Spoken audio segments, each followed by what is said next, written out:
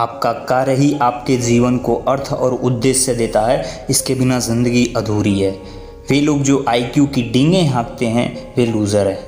कई लोगों को यह ब्रह्मांड कंफ्यूजिंग लगता है, लेकिन ऐसा नहीं है। 21 की उम्र में मेरी सारी उम्मीदें शून्य हो गई थीं, क्योंकि मैं मौत के कगार पर खड़ा था। लेकिन उसके बाद जो मैंने पाया वह बोनस था। कुछ भी नहीं जो हमेशा नहीं रह सकता। हालांकि मैं चल नहीं सकता और कंप्यूटर के माध्यम से बात करनी पड़ती है, लेकिन अपने दिमाग से मैं आज़ाद हूँ। क्योंकि गुरुत्वाकर्षण जैसे नियम हैं, इसलिए ब्रह्मांड स्वयं को सृजित कर सकता है और वो करेगा। अगर ज़िंदगी अजीब न हो तो यह हमेशा दुखद बनी रहेगी। यदि आप इस ब्रह्मांड को समझने की क्षमता रखते हो तो आप उसे नियंत्रित भी कर सकते हैं। मैं जानता हूँ कि चीज़ें खुद को असंभव नहीं बना सकती, उन्हें तो असंभव हम बनाते हैं। मैं मौत से नहीं डरता, लेकिन मुझे मरने की जल्दी नहीं है, क्योंकि मेरे पास करने के लिए बहुत कुछ है।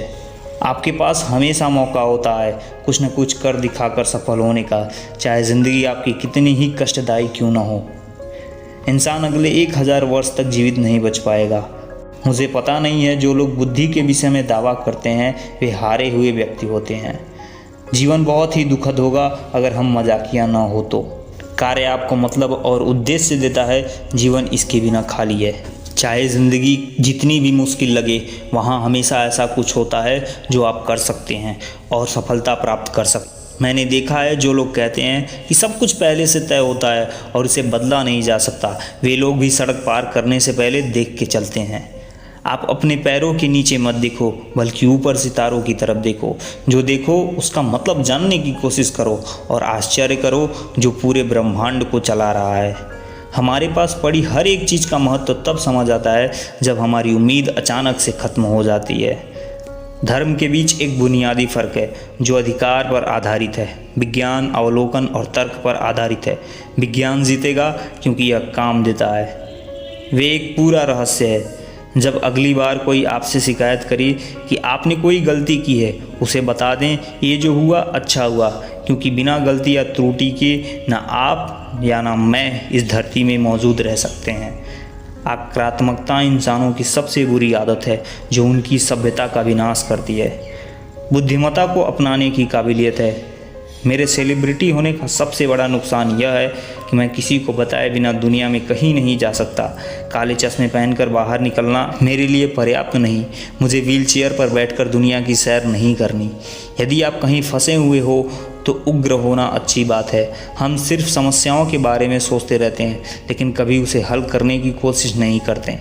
अगली बार कोई यह शिकायत करेगा कि आपने गलती कर दी, उन्हें बताएं कि यह अच्छी बात है, क्योंकि बिना परफेक्शन के आप कभी कुछ छोड़ नहीं सकते। हम सभी अलग हैं, लेकिन हम सभी में मानवता समाई है। पहले अपनाना और फिर उससे गुजारा करना ही इंसानों की आदत होती है।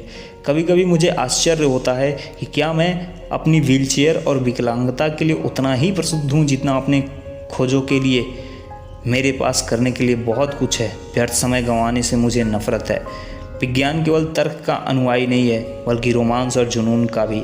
हमें सबसे अधिक महत्व का काम करने का प्रयास करना चाहिए। धर्मशास्त्र अनावश्यक है। दिव्य रचना से पहले भगवान क्या कर रहा था, कोई कुछ दिन आगे से अधिक मौसम का अनुमान नहीं लगा सकता है।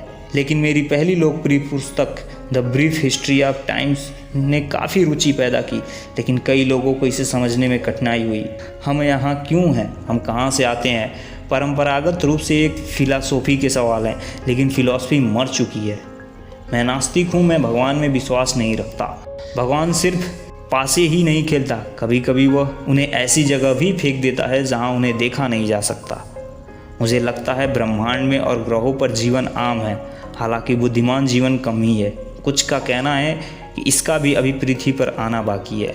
मैं एक अच्छा छात्र नहीं था। मैं कॉलेज में ज़्यादा समय नहीं बिताता था। मैं मज़े करने में बहुत ज़्यादा व्यस्त था। मैं सिर्फ एक अच्छा बच्चा हूँ जो कभी बड़ा नहीं हुआ। मैं आज भी क्यों और कैसे जैसे प्रश्न पूछता हूँ, और परिणामतः मुझे इसके जवाब भी मिलते हैं। यदि आप हमेशा गुस्सा या शिकायत करते हैं तो लोगों के पास आपके लिए वक्त नहीं रहेगा। वास्तविकता की कोई अनूठी तस्वीर नहीं होती। विज्ञान लोगों को गरीबी और बीमारी से निकाल सकता है और के बदले में सामाजिक अशांति खत्म कर सकता है।